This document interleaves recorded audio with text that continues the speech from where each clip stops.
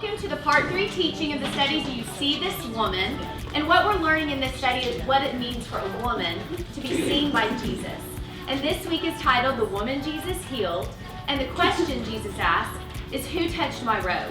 And what we're going to learn is when this woman in the story reached out for faith to Jesus, she found healing, but she also found her healer, Jesus. So I kind of wanted to start with a personal story of a time in my life when I needed a healing touch from Jesus.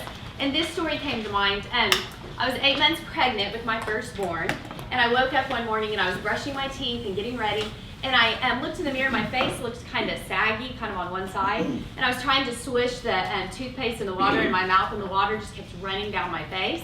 And I was like, what is going on with me? And I looked in the mirror and I couldn't blink very well, and I thought maybe I had a stroke. And I'm pregnant, so I run into my husband, Reese, and I was like, what's happening to me, my face? It's like being so weird, I can't really talk. And he looked at me and he said, oh my gosh, you have Bell's palsy. And I go, what's Bell's palsy? I was like, is this some kind of disease? And he's like, you have facial paralysis. And he knew because his boss had it.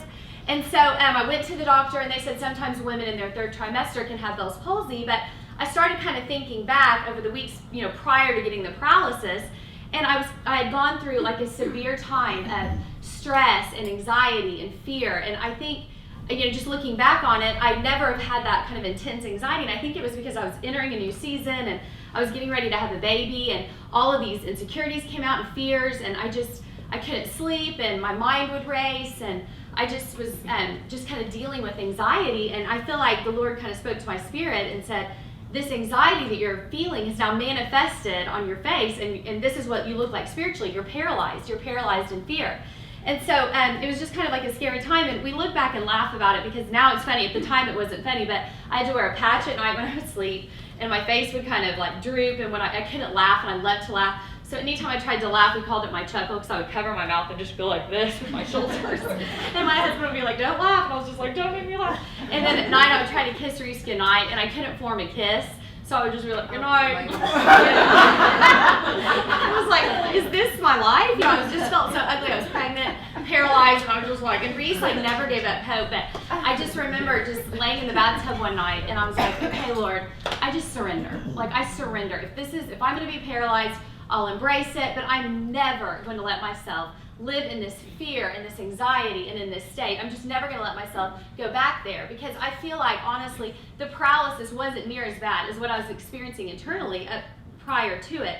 And I felt something just lift off of me in that moment. I just felt like God just touched me in my spirit, just saying, okay, and I'll just never go back there. And He didn't heal my face right away. It took a couple weeks. But before I had Barrett, I finally, my face was totally healed, and I was kind of like had reached this, like, overcome this spiritual milestone. God had just increased my faith through this trial that I went through, and we're going to see that play out in this story today. There's layers of healing in this woman, and this story is very, very important, and Jesus recorded it out of the 4 Gospels, Matthew, Mark, Luke, and John. He recorded the story 3 times. So He wants us to understand His healing touch, and He wants to reach us and heal us in layers. So we're going to dive into that this week, and I'm going to read the story out of the book of Mark, and it's chapter 5, verses 21 through 42. And I'm going to go ahead and read it, and it'll be reviewed to some of you, but I'm just going to go ahead and read it. It's kind of long, but I have to read all of it because it's just so important, and there's so many characters involved. So if you want to follow along, you can. Jesus got into the boat again and went to the other side of the lake, where a large crowd gathered around him on the shore. Then a leader of the local synagogue, whose name was Jairus, arrived.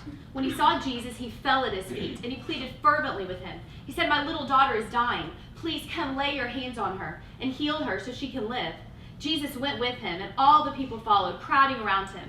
And a woman in the crowd who had suffered for 12 years with constant bleeding. She had suffered a great deal from many doctors, and over the years had spent everything she had to pay them. But she had only gotten worse. She heard about Jesus, so she came up behind him through the crowd and touched his robe. For she thought to herself, if I can just touch his robe, I will be healed. And immediately the bleeding stopped. And she could feel in her body that she had been healed of this terrible condition. Jesus realized at once that healing power had gone out from him. So he turned around in the crowd and asked, who touched my robe? His disciples said to him, look at the crowd pressing around you. How can you ask who touched me? But he kept on looking to see who had done it. Then the frightened woman, trembling at the realization of what had happened to her, came and fell to her knees in front of Jesus and told him what she had done. And he said to her, daughter, Your faith has made you well. Go in peace, your suffering is over." While he was still speaking to her, messengers arrived from the home of Jairus, the leader of the synagogue, and they told him, "Your daughter is dead. There's no use troubling the teacher now." But Jesus overheard them and said to Jairus, "Don't be afraid, just have faith." Then Jesus stopped the crowd and wouldn't let anyone go with him except Peter, James, and John. And when they came to the home of the synagogue leader, Jesus saw much commotion and weeping and wailing. And he went inside and he asked, "Why all of this weeping? The child isn't dead, she's only asleep." And the crowd laughed at him. But he made them all leave, and he took the little girl's father and mother and the 3 disciples into her room where she was lying. And holding her hand, he said to her, "Talitha cum," which means, "Little girl, arise." And the girl, who was 12, immediately stood up and walked around. It's just such a powerful, powerful story. So we see that this woman had a bleeding disorder in the story. We don't really know exactly what that means, but we know it's some sort of hemorrhaging, probably having to do with her menstrual cycle. And she was considered unclean in her culture. And a little background on what this means. So God set the Jewish people apart, and he established the law for them.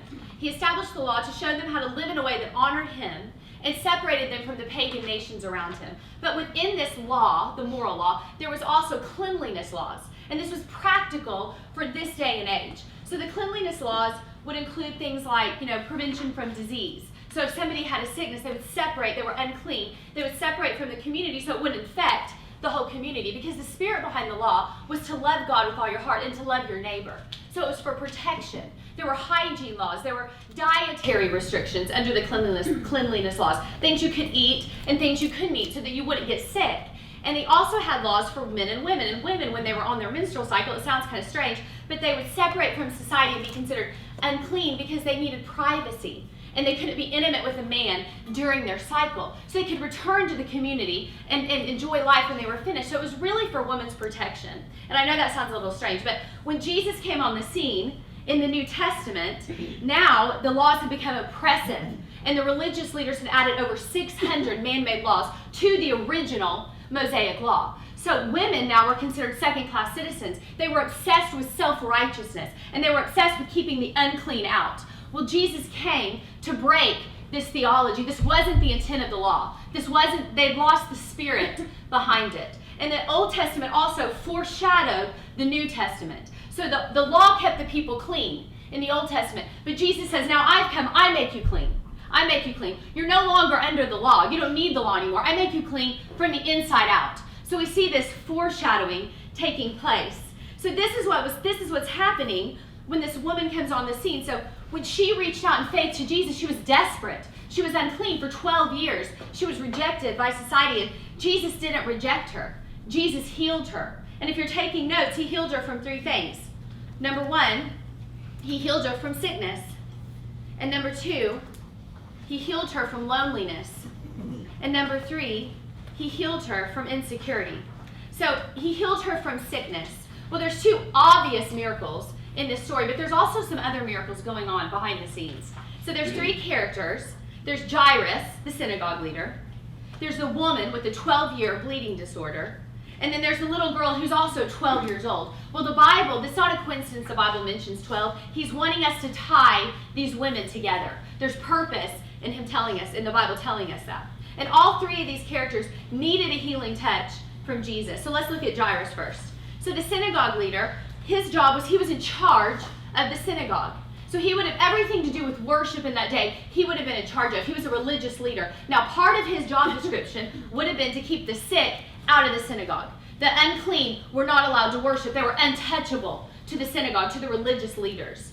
So when Jesus came to town, it says he crossed the lake. So he came into this new community, and he was mobbed by people waiting for him because now his reputation had preceded him. People were starved for hope in this culture. So all the people who were considered unclean or rejected or sick would have been waiting for him, just waiting for a healing touch from Jesus. So through the crowd, we see Jairus push through the crowd and fall at his knees and say, "My daughter's sick. Come lay your hands on her and heal her." And I just want to stop right there because he was the synagogue leader. He would have been in charge of keeping the sick out. He would have not touched the sick. But he's going, "Well, you put your hands on my daughter. It's personal now. Now I need healing. Now someone I love is sick. Well, will you put your hands on her?" So we see sort of a softening of his heart here because he would have been the one keeping him out. And so now it's personal. And Jesus says to him, well, let's go. Verse 24, Jesus went with him. He says, Jairus, let's go heal your little girl. Well, on his way to go heal his little girl, he's going, and a woman comes up from him in the crowd and reaches out and touches Jesus' robe. And the Bible tells us her thoughts. She says, if I just touch his robe, I'll be healed. We see her faith. If I just touch it, I'll be healed. She didn't want to draw attention. So let's look at the woman. The woman was physically sick in her body for 12 years. And when she touched Jesus' robe, he felt power leaving his body, and she felt the suffering and the sickness leaving hers. So we see this sort of power exchange. And in verse 30, Jesus says, who touched my robe? Who touched my robe? And I love what his disciples say, because they're going, what do you mean who touched your robe? You're mobbed. There's a frenzy around you.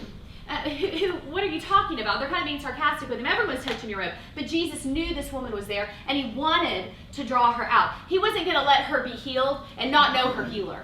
That's not how Jesus works. He's all about relationship. He's not going to just drop a miracle and go, okay, let's go down the road. No. He's going, who touched me? I see your faith. He saw her. He saw her in the crowd. He was wanting to draw attention to her, and she was trying to be hidden. But this is such an important part. So here he is, walking to go heal Jairus' daughter. And this woman, there's a divine interruption, and she falls at his feet. She knows he's talking about her. She falls at his feet, and Jesus calls her daughter. He says, daughter, your faith has healed you. Go in peace. You are freed from your suffering. He calls her daughter. This is the only time in the Bible he calls a woman daughter. The only time. This is significant because there's two messages here. He's telling Jairus, the synagogue leader, she's my daughter. You've kept her out of the synagogue. You've said she's unclean. Your job is to keep the unclean out, but she belongs in my family. She's mine. She's my daughter. I'm going to heal your daughter, and I know you love your daughter, but I love her too. So he was sending a message to Jairus along the way, but he's also sending a message to her saying, you belong. I see you. I see your faith. I welcome you. You reach out to me in faith, you get to be a part of my family. I empower you with my spirit. Power left him and went on her. It's a picture of salvation. And he wanted her to get this. So let's look at the little girl. In the meantime, he was going to Jairus' house, and he had this divine interruption, and then the little girl died. And so Jairus' friends came up to him and they said, why bother the teacher anymore? Why are you bothering the teacher? The worst has happened. The worst has happened. Well, let's go. And Jesus overheard them saying this, and he looked at Jairus and he said, don't be afraid, just believe. He's encouraging him in the delay. And I want to pause right here because the story wasn't over. And Jairus, if he listened to his friends, and he said, don't bother the teacher anymore. The worst happened. You reached out in faith, and guess what? He didn't come through for you. Let's get out of here. Let's leave. I mean, how many of us have been there? Well, where you go, I'm disappointed now. I mean, I thought I could trust you, Jesus, and look what you let happen to me. Look what happened to me. Well, the story wasn't over. And someone here needs to hear, your story isn't over. This was the middle of the story. This was a turning point in the story. If Jairus had said, you know what, I'm just going to go walk away. Forget you, Jesus. You didn't meet my need. My daughter died. Forget you. He would have missed the miracle. Because in Jairus' misery, a miracle was brewing. And Jesus said, don't you be afraid. You just believe. Just trust me. Trust me. We're going somewhere. Just walk with me. Just trust me that there's going to be purpose in this. And at this point in his ministry, he hadn't raised anyone from death yet. So that wasn't even on Jairus' radar, that she would be able to be revived. But yet, to his credit, he trusted Jesus and he didn't listen to his friends' voices. He kept on going. He kept on going. And so I just want to encourage someone with that. Just keep on going. You don't know what God's going to do, how he's going to reveal his glory. But don't give up. So they came to Jairus' house, and there was all this commotion and wailing, and everyone was crying. And Jesus said, why are you crying? She's not dead. She's just asleep. And they all laughed at him because, again, he had not done this kind of a miracle yet. So he took in Jairus and his wife and his disciples, and he touched the little girl's hand. There's lots of healing touch here. He touched her hand, and he said, little girl, get up. Get up. And she came back from death. Her stone-cold heart started beating again. And I can't help but think internally, we see Jairus' heart. It was hard, and then we see it softening, and Jesus is teaching him along the way, and then he sees this little girl raised from death, and I can't help but think that his heart of stone started beating again also. In Ezekiel 11:19, God says, I will give them an undivided heart, and I will put a new spirit in them. I will take from them their heart of stone, and I will give them a heart of flesh. When Jesus empowers us, our hearts soften. Jesus is love. What a miracle. We see he healed the woman from her sickness. He healed the little girl from death. And I believe along the way there was an internal miracle going on in the heart of Jairus. Jesus is the healer. He is called the great physician in the Bible. And in this world, we'll all need the healing touch of Jesus. We live in a fallen world. There is sin and there is sickness. But Jesus is our healer. He can heal us if we're sick physically, spiritually, mentally, emotionally. If we're sin sick, if we're just stuck in our sins, when we reach out in faith to Jesus, he empowers us with his healing power. And sometimes when you do reach out in faith, and maybe you stay sick, or you lose someone to cancer, and just like, what do we do with that? Where's the theology behind that? So I heard Beth Moore teach on this one time, and I loved what she said, and I just want to pass this on to you guys. She's a very awesome Bible teacher that I really respect. She said, Jesus heals us in 3 ways in this world. He heals us from it. I mean, you could just be delivered from it. He heals us through it. You may have to walk through it and be healed on the other side. You can look back and see all God did in you and through you. Or he heals us ultimately straight into his arms. In heaven. In heaven, we have glorified bodies. We are completely healed. There's no more sickness. There's no more death. There's no more pain. There's no more suffering. That's the end goal. It ends well for all of us. But I just want to use cancer as an example. Let's say you get a tumor. You have a lump. And you go in and you get it checked, and the doctor says, this is cancerous. So what do we do with that? We pray for healing. God's the healer. We pray. We ask our friends to pray. We ask everybody to pray. We say, Lord, just deliver me from this. Take it from me. And you may go back into the doctor and they may say, it's gone. Or it's benign. Or it's a miracle. And you see, that builds our faith. And that builds other people's faith. And it builds the doctor's faith. And that can and sometimes does happen. But then sometimes you go in and he says, no, you're going to have to fight this through chemo. You're going to have to fight it. You say, okay, Lord, if this is your will, I'm still going to pray for healing. I'm still going to fight. And I'm going to ask that you empower me as I go through this. And the doctors may say, we've never seen a supernatural joy like this. We've never seen someone's strength like this. And you don't know who's watching. You don't know what Jairuses are watching along the way. And God empowers you through it. And then you're healed and you're in remission. And you can look back and say, kind of like my Bell's palsy, I was healed. I was on a new level of faith because I had to walk through it. And it was hard. But God gave me something in it, and then he healed me from it. And there are times when that still happens, and then we're healed eternally, and we're in heaven, and our life made a difference. So these are the 3 ways God can heal us. And it says in 2 Corinthians 4:16, do not lose heart. Though our bodies are decaying and dying, our spirits are being renewed day by day. God's priority is our inner man, because that's eternal. Our spirit is always his priority because that's eternal. Our bodies are decaying. Yes, he wants physical healing for us. Yes, sickness is not from him, but he's looking at our hearts. He's looking at our hearts. 2 Corinthians 12:9. And this was the Apostle Paul. He begged him to take away an ailment he had. This was the greatest missionary who ever lived. He wrote a majority of the New Testament. He said 3 times, take this away, Lord, take this away. And God told him this, I'm not going to heal you from this physical ailment. We don't know what it is, but some people believe it's his eyesight. This is what the Lord said. In this area, my grace is sufficient for you. My power is made perfect in weakness. Paul said, therefore, I boast all more gladly about my weakness, so Christ's power may rest on me. When the woman touched Jesus' robe, when she reached out for healing, what left Jesus? His power. And his power rested on her. So when we reach out to Jesus, his healing power rests on us. Whether he delivers us from it, through it, or on the other side, he empowers us. So the first point, if you're taking notes, when we reach out in faith, he gives us his healing power. He gives us his healing power. Number 2, the second point, he healed her from loneliness. He called her daughter. And in Psalm 68:6, it says God places the lonely in families. God created us for a relationship with him and a relationship with others. He is a relational God. He saw her in the crowd. How many times have we been in a crowd, like at a football stadium or at a party, and we kind of feel alone in the crowd? This woman felt like this for 12 years. She was always around people, but she was ostracized and untouched and alone. And Jesus saw her, and he drew her out, and he called her daughter. This is an example of what he does for us. Jesus touched people. He got in the mess. He touched the sick. He healed the lepers. He is God with us. He doesn't want us to be ostracized from community. He wants us doing life with people. We need community. I mean, we should have the kind of community when we're gone for a while, someone says, where have you been? You know, how are you? I haven't heard from you. We need that accountability, and social media doesn't replace that. It magnifies loneliness. We need the face-to-face. We need the touch. We need a hug. We're created to do life together. And this woman was alone in her pain, and she was alone in her isolation. And we as women, we can get lonely. And I know, if I don't talk to somebody for a day, or, if I don't really catch up with my friends, or don't work out with my workout partners, or I can get so lonely, and it's just like in a day. Reese always calls it my winter blues, because I get out of routine, and I don't go to lunch with my friends, and I don't see people, and I'm like, I just don't know if I really have any friends. I just feel like, he's like, you have a million friends. He's like, you're worrying me crazy. And then he's like, you're getting your winter blues.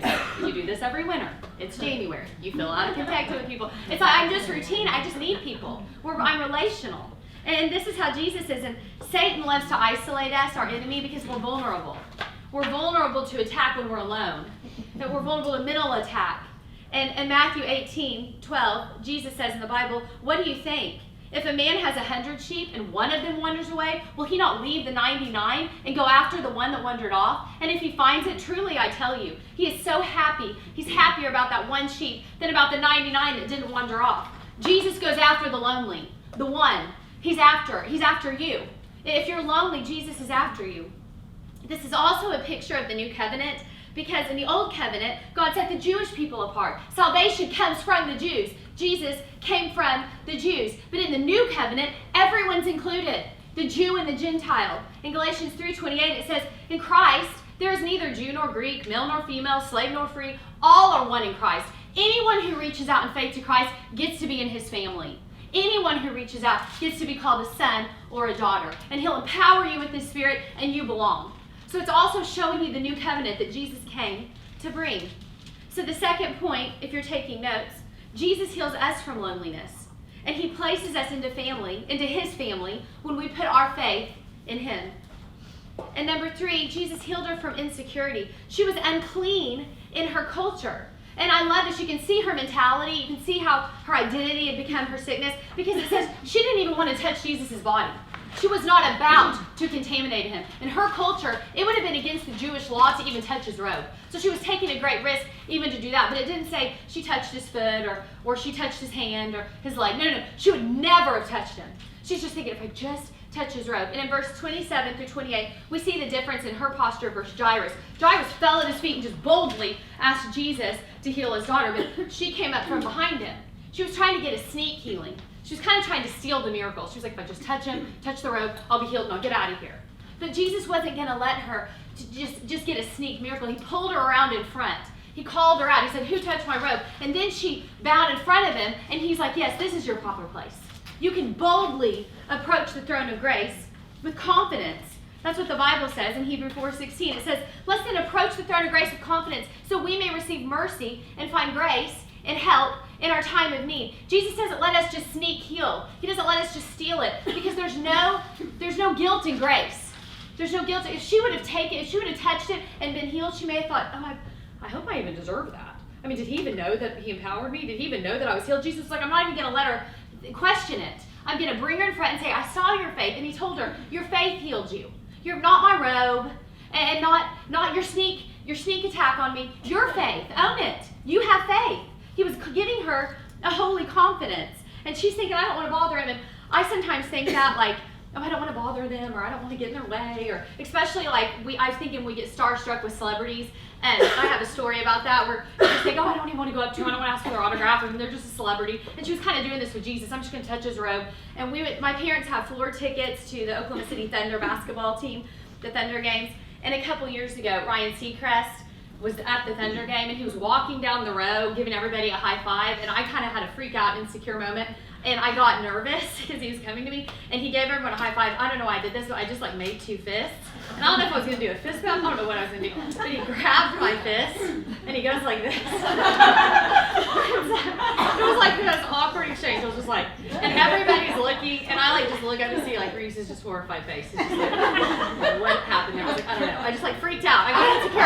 And he just like grabbed me and did that. And so we always tease about that. He's like, here's a celebrity, or here's a person, don't do weird fists. I'm like, whatever. I was trying to think of a funny insecure story, and that one popped in my head. But insecurity just makes us do weird things, but I love it. Jesus just welcomes us as we are. And he doesn't hide from us, we hide from him.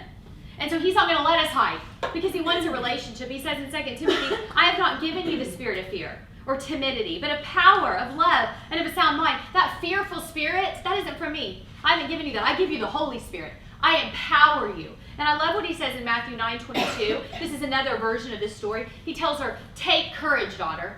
Take courage. He tells her to take it. It's there for you. I give you courage. I empower you. I'm for you. I want to see you. I want to see you succeed. I see your faith. I see you in a crowd. Take it. Have a holy confidence.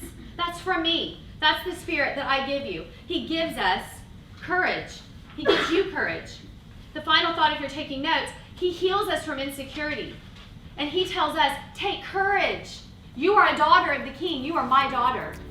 And I want to close today just reading this song, and it's called Take Courage, and I love this song. Listen to it today if you've never heard it. It's by Bethel Music, and it's just like such a beautiful, powerful song. But I just thought if anybody's kind of in the middle of their story, or they're waiting on God for that miracle, or they're believing in God for a healing for somebody or for something, or maybe you're dealing with internal fear like I did, or an internal anxiety, or whatever that is, I just let this song kind of speak to your heart. I'm just going to read the words. It says, take courage, my heart. Stay steadfast, my soul. He's in the waiting. Hold on to your hope. As your triumph unfolds, he's never failing. Sing praise to my soul. Find strength and joy. Let his words lead you on.